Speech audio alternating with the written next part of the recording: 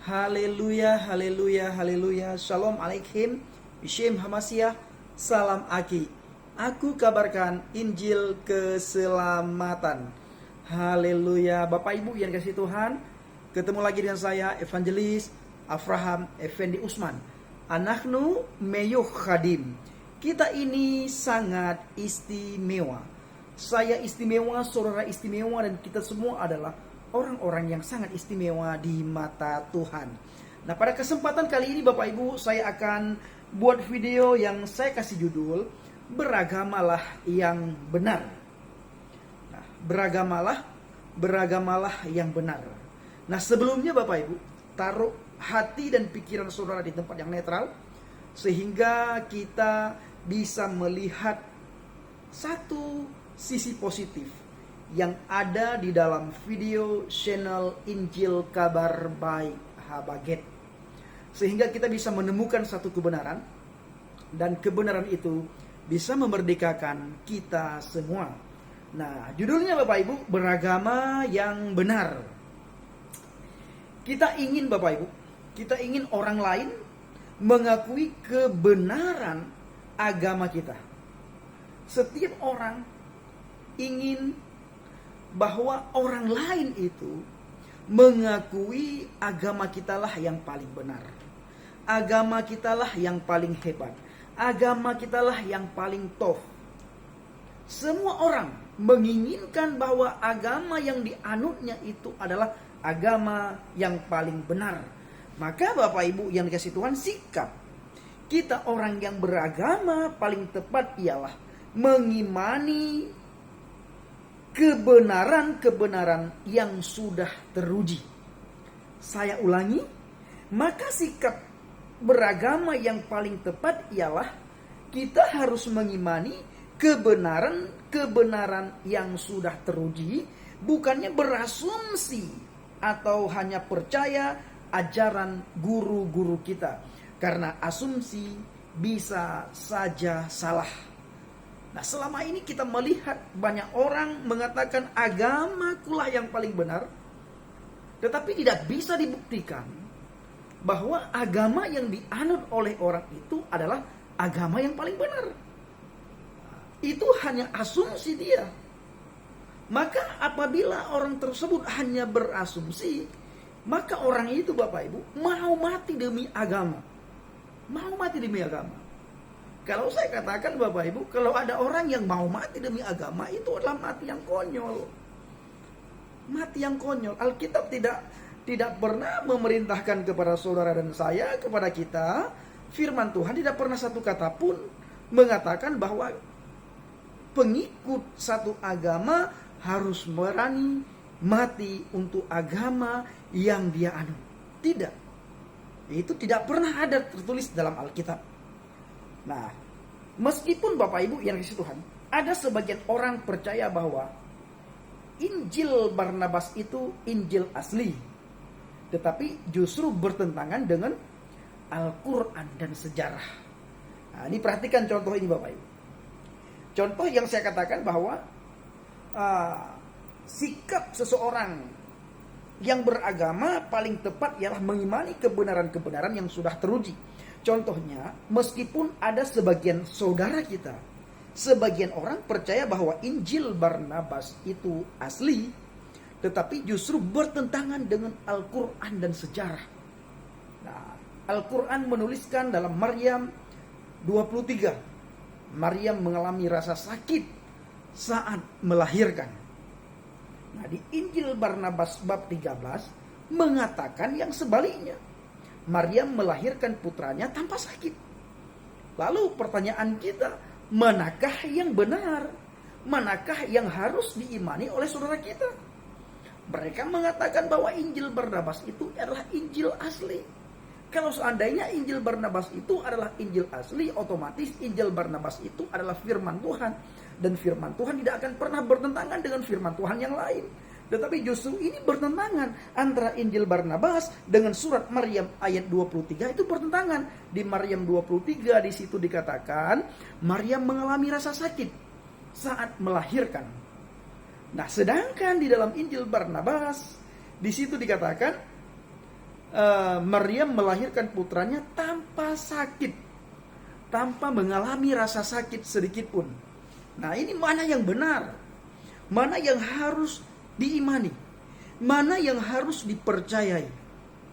Nah, lalu Bapak Ibu yang kasih Tuhan, manakah yang wajib kita imani? Perhatikan baik-baik. Mari kita meneliti ajaran agama, wahyu Tuhan dan fakta sejarah agar kita tahu kebenarannya. Yang pertama, sesuai kepercayaan saudara kita, Abraham atau Ibrahim membangun Ka'bah di Mekah. Di dalam surat Al-Baqarah, Bapak Ibu, artinya begini. Dan ingatlah ketika Ibrahim meninggikan, dalam kurung membina dasar-dasar Baitullah bersama Ismail. Nah, fakta sejarah membuktikan bahwa Abu Qab Asad, seorang suku Khuza'ah dari Yaman, adalah pembangun pertama Ka'bah saat ia berkuasa di Yaman pada tahun 410 sampai 435 Masehi. Nah, Bapak Ibu yang kasih Tuhan. Yang kedua, Al-Quran menuliskan, Fir'aun berkata, "Aku akan menyalib kamu semuanya. Aku akan menyalib kamu semuanya."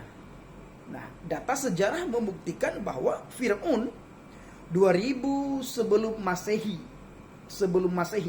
tidak mempraktekkan hukum penyaliban bangsa Persia tahun 600 sebelum Masehi, dan Kekaisaran Romawi 27 sebelum Masehi yang mempraktekannya. Yang ketiga, tertulis dalam surat An-Nisa 157 tahun 600 Masehi. Mereka, orang-orang Yahudi, tidak membunuhnya dan tidak pula menyalibnya Isa. Nah, perhatikan, di dalam kitab Injil tahun 90 Masehi, Bapak Ibu menyaksikan prajurit-prajurit Romawi itu menyalibkan Yesus Kristus. Kita melihat dalam Injil Yohanes 19 ayat 23. Nah, kesaksian Injil Bapak Ibu, bukti paling sahih, bukti paling konkret. Nah, sebab penulisannya para murid Yesus Kristus sebelum tahun 90 Masehi. Jadi sangat dekat dengan peristiwanya. Sejarawan Josephus pada 37 sampai 100 Masehi, Tacitus 56 sampai 117 Masehi, Marabar Serapion 70 Masehi, Plegon 80 sampai 140 Masehi mencatat peristiwa penyaliban Yesus Kristus.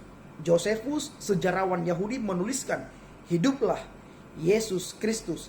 Pilatus memerintahkan ia disalibkan hingga mati." Nah, Bapak Ibu yang dikasihi Tuhan, saran saya kepada saudara semuanya adalah berimanlah pada kebenaran. Faktanya sejarah membuktikan bahwa Yesus Kristus mati disalib untuk menanggung hukuman dosa saudara dan saya, untuk menanggung hukuman manusia, yaitu kematian kekal. Maka setiap orang yang percaya kepada Yesus Kristus pasti beroleh penyucian dosa dan hidup kekal di surga, memperoleh kepastian keselamatan dengan bahasa lain, Bapak Ibu. Jadi sikap kita orang yang beragama yang paling benar ialah mengimani kebenaran Injil yang sesuai fakta sejarah, dan mengimani kebenaran dan menjamin keselamatan. Saya ulangi, sikap kita orang yang beragama yang paling benar ialah mengimani kebenaran Injil yang sesuai fakta sejarah dan menjamin keselamatan. Jadi Bapak Ibu, imanilah Yesus Kristus, Sang Juru Selamat. Di dalam 1 Tesalonika 5 ayat 21, ujilah segala sesuatu, pegang eratlah apa yang baik. Ketika kita mengatakan ini benar, ini sah, ini sahih, ini kuat, ini tof, uji. Silahkan diuji.